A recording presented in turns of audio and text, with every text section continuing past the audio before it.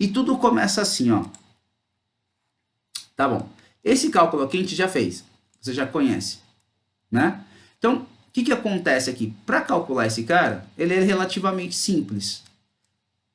O operacional dele. Então, a gente pega. Eu criei aqui a tabela de observado, né? Então, o que eu fiz? Simplesmente vim aqui na primeira variável, peguei a primeira variável que a gente trabalhou, peguei a quantidade entre elas, tudo começa assim, uma associação, T. Joguei aqui. Fiz a soma das linhas. Cada uma dessas linhas aqui, eu tenho a soma.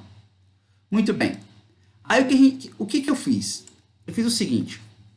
Esse aqui, o que é o percentual de linha observado?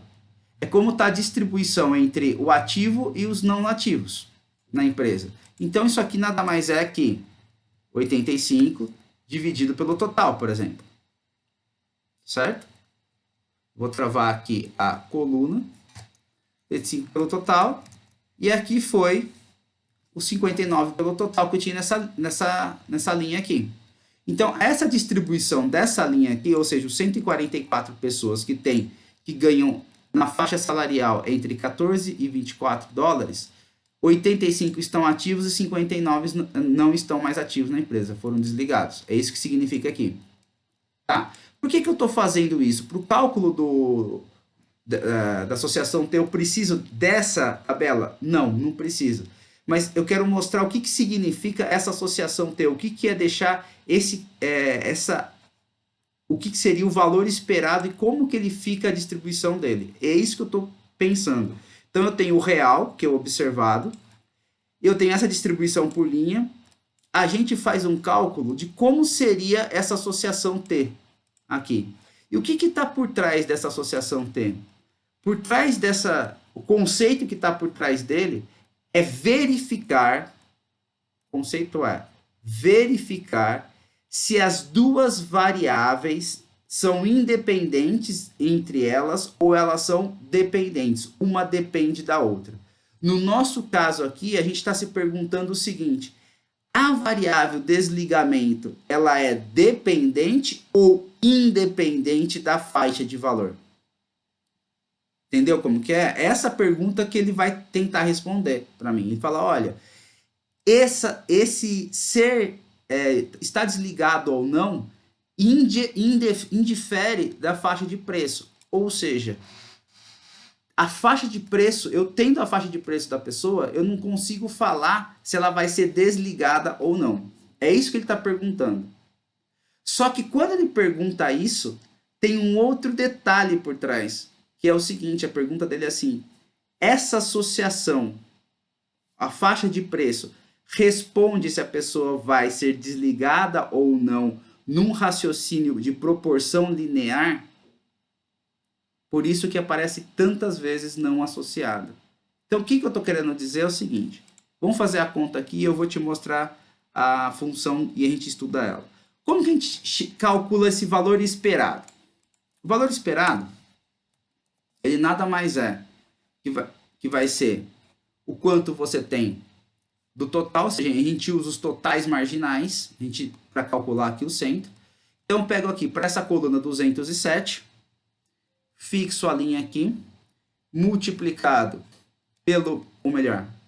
dividido pelo meu total geral, e esse valor multiplicado por o que eu tenho nessa linha aqui, e eu tenho sendo fixo a minha coluna.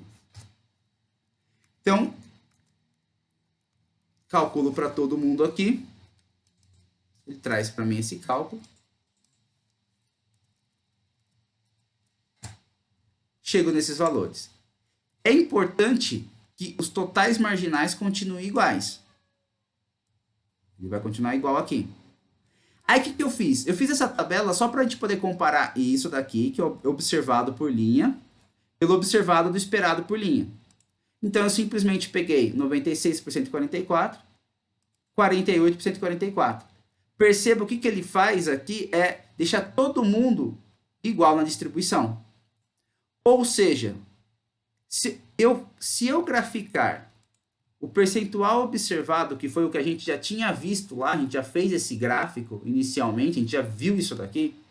Esse aqui é o observado. O que o coeficiente T ele começa a fazer? Ele fala assim, o que eu esperaria se as variáveis fossem independentes? Ou seja, se uma fosse independente da outra, tanto faz eu mexer na faixa de preço, de valor, e não vai mexer, não vai me responder se o cara foi embora ou não da empresa, é exatamente isso aqui. Isso aqui é o que ele esperaria que fosse. Essa é a ideia que está aqui por trás deste conceito.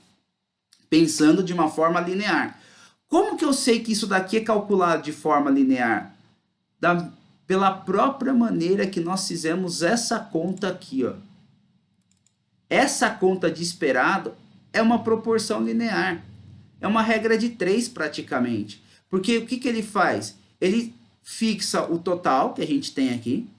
Ele pega o total de uma linha, então você tem o total geral, pega o total de uma linha, nessa proporção aqui, 207, divide por 310.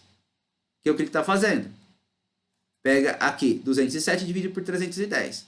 Então, para todo mundo aqui, para qualquer linha que está aqui, ele está jogando o mesmo valor, 207 por 310. Aí ele pega 207 por 310 e multiplica por total dessa linha aqui, no caso 144. O de baixo aqui é 66 e assim vai. Então, essa proporção não tem ninguém elevado ao quadrado, não tem uma transformação logarítmica, não tem uma transformação exponencial, não tem nada disso. É uma proporção simples, em linha. Como ela é uma proporção simples em linha, esse índice de associação T ele fica relacionado a uma ideia linear. Por quê? Porque para se calcular, quando chegaram nesse coeficiente de associação, antes de chegar nesse coeficiente de associação, calculava-se um coeficiente de associação de Pearson, que vem da mesma ideia do R quadrado de Pearson. Esse coeficiente de correlação de Pearson é sempre pensado de uma maneira linear. Né? Então, por isso que acontece aqui da gente ter as seguintes situações. Para a gente poder calcular esse grau, esse associação T, que é esse valor aqui, como que a gente fazia? A ideia dele, para ser calculado, né, nessa estatística, a gente utiliza a estatística aqui quadrado, e a gente vai ver um pouquinho esse teste T. Esse Q quadrado aqui, que a gente está calculando lá, nada mais é que, para cada linha, para cada célula que você tem do seu valor, que a gente calculou o esperado, para cada célula você pega o valor esperado, o valor observado, tira da célula do esperado, eleva ao quadrado. Por que você está fazendo isso aqui? Isso aqui que, se você perceber, a gente está calculando o erro entre o observado e o esperado. Tá vendo?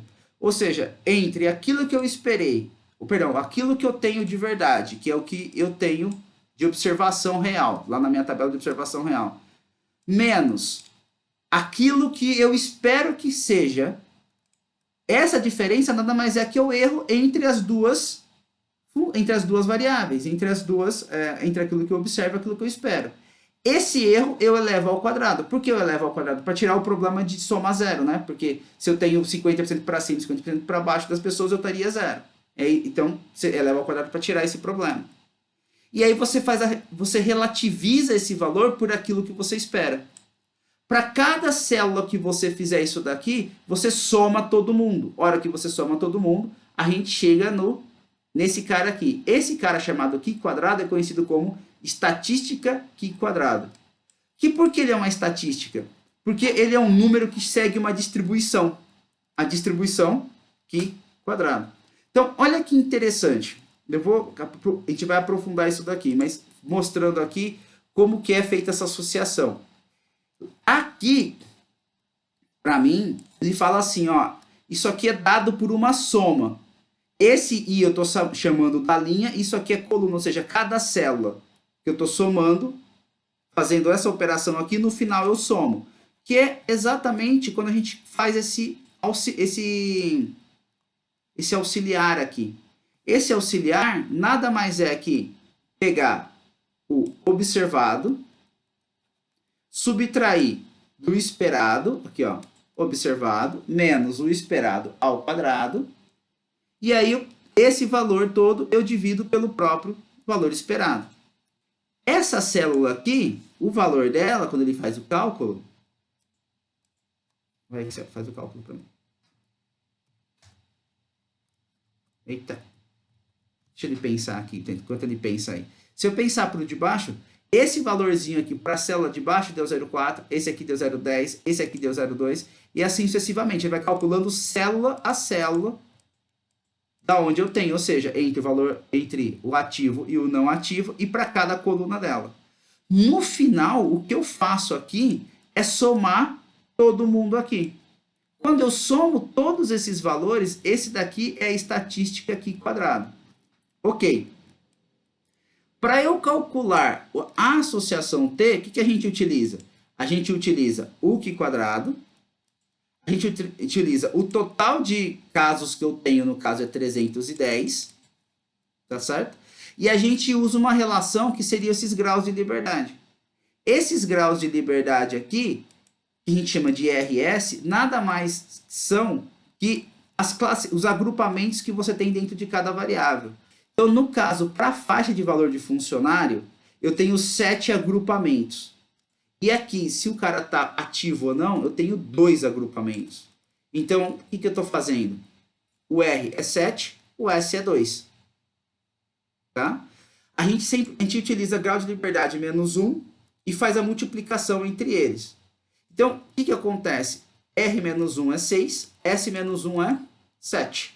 A multiplicação de 6 vezes 1, 6. Aqui é a quantidade de grau de liberdade que eu tenho nessa situação aqui. Então, os meus graus de liberdade nada mais são que a quantidade de linhas menos 1, menos a quantidade de colunas menos 1 quando eu estou fazendo uma tabela de contingencionamento, que são essas tabelas de contingência aqui, fazendo esses cálculos todos. O que acontece? Aqui, essa estatística que quadrado está relacionada a esse teste T, para a gente poder calcular, então, esse coeficiente que a gente tem, que é a associação T, a gente leva em consideração este valor aqui. E a gente sabe o seguinte, que ele vai ser pensado da seguinte forma, esse carinha aqui, esse coeficiente aqui quadrado. Deixa eu colocar essa coisa aqui e fazer a conta para a gente aqui. O coeficiente T, no final das contas, né, esse T aqui, ele vai ser calculado, deixa eu tirar essa parte aqui. Tirei. Aqui.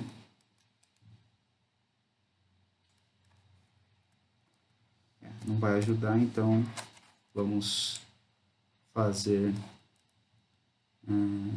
na unha aqui. Esse coeficiente T, ele vai ser igual. Então, ele vai ser a raiz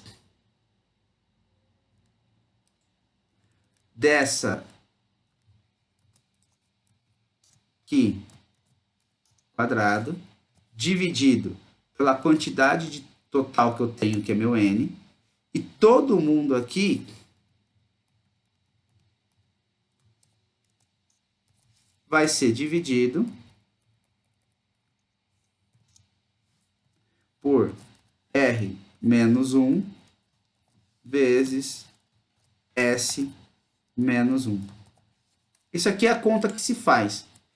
Esses caras aqui, que é o grau de liberdade, o que é o grau de liberdade, Felipe? O grau de liberdade, cara, nada mais é que no nosso caso aqui, se eu pensar nessa base de dados que eu tenho, o grau de liberdade é somente esse cara, se o cara está dentro ou fora, é a variável independente.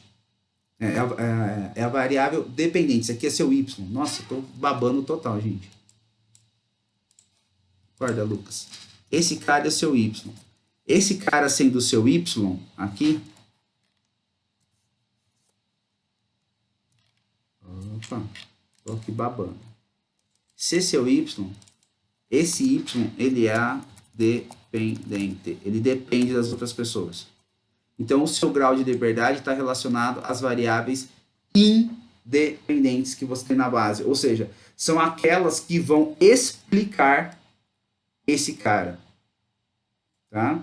Quem explica é independente, certo? E quem é explicado é a dependente. Essa é a ideia que você tem aqui.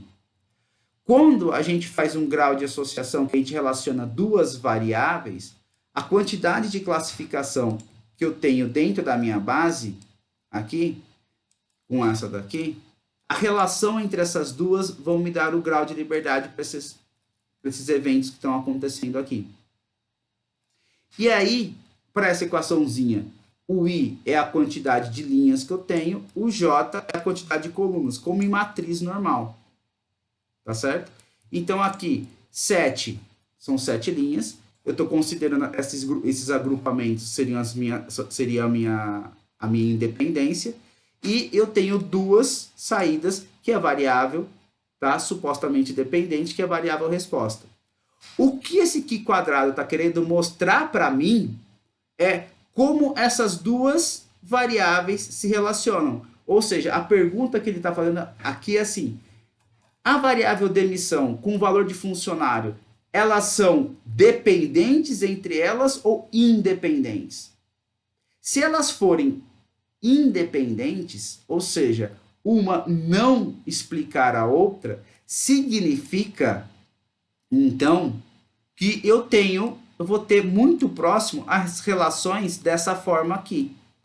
Ou seja, eu tenho uma coisa homogênea aqui dentro, homogeneizada, então uma não explica a outra. Quanto mais a tendência for não ser homogêneo, mais uma variável explica a outra. Tá claro isso? Ou ficou meio confuso? Que eu confundi as palavras. Não, claro tá. A questão da relação entre elas está clara. O grau de liberdade ainda é um conceito um pouco vago para mim. Ah, por que chama grau de liberdade? Porque a ideia aqui é o seguinte. Imagina que isso aqui se fosse uma equação, tá? Tipo x1, x2, x3, xy, tá certo? O que acontece? Como eu tenho contagem 7 e aqui 9, ter o grau de liberdade seria o seguinte: olha, se eu conseguisse montar uma equação com essas variáveis aqui, se eu tiver, ele está falando assim, ó, grau de liberdade aqui no caso é 6. Se eu tiver 6 variáveis, a próxima eu explico. Ou seja, se eu tiver 6 números, a próxima eu consigo calcular, eu consigo estimar. Isso é grau de liberdade. Agora eu entendi. Entendeu? Agora, Esse é o conceito que a gente fala de grau de liberdade. Assim, eu tenho 5 graus de liberdade. Ah, legal, bacana. Entendi. O que significa o quê? Significa que se eu tiver uma função matemática, para colocar os valores ali, a caixa preta, uma calculadora, se eu colocar esses números na calculadora, eu estimo o próximo. Essa é a intenção. E por que a gente sempre faz menos 1? Por que você subtrai 1? Porque ele fala assim, ó, eu tenho 7 valores. Se eu tiver 6, o próximo eu estimo. Entendeu? Ou seja, eu consigo levantar uma função matemática, uma equação, uma caixa preta, um simulador, qualquer coisa do tipo, que eu coloco esses valores aí e o próximo valor eu consigo calcular. Essa é a ideia de graus de liberdade. A pergunta é assim, ó, qual é a função matemática que relaciona tudo isso? Não sabemos. A única coisa que ele vai falar é assim, ó, existe uma. Qual que é? Não sei, mas os números mostram que existe ou que não existe, tá? Lembrando, novamente, sempre pensando numa tendência linear. Porque todo o cálculo é feito segundo uma tendência linear. Tá? Esse esperado aqui, ele é totalmente linearizado, é uma proporção, cara. Deu para perceber isso aqui? Isso é importante notar isso aqui, porque é a diferença, por isso que ele vai ser a diferença entre a associação e aquele IV. Porque esse cara pensa linearmente e o IV não está pensando linearmente. Entendeu a diferença? E aí, Entendi. Apesar... Bom, entendi sim.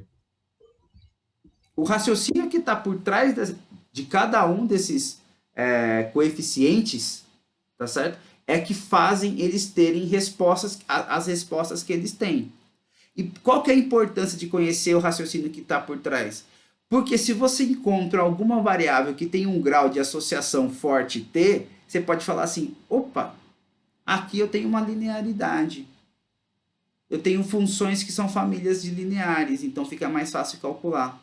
Agora, quando eu não encontro, não significa que eu não consigo explicar, significa apenas que linearmente não dá para falar nada. Então eu tenho que encontrar outras coisas que consigam explicar e esses raciocínios não são mais lineares.